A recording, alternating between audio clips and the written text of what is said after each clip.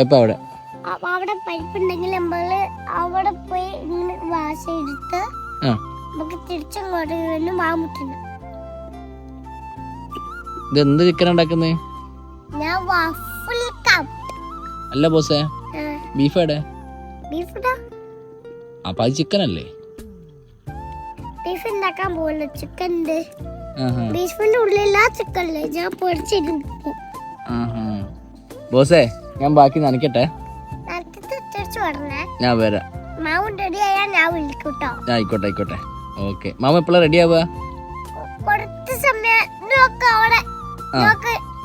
കണ്ട് ഇവിടെ ആ കോക്ക്. അപ്പൊ കോക്കൽ നോക്കിട്ട് എത്ര സമയം. അപ്പൊ ഇവിടെയാണ് 21. കൊക്കല്ല, ക്ലോക്ക്.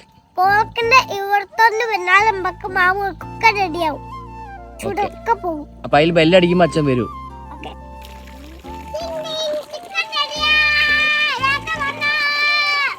ഓ, നനച്ച അച്ഛൻ ക്ഷീണിച്ച്.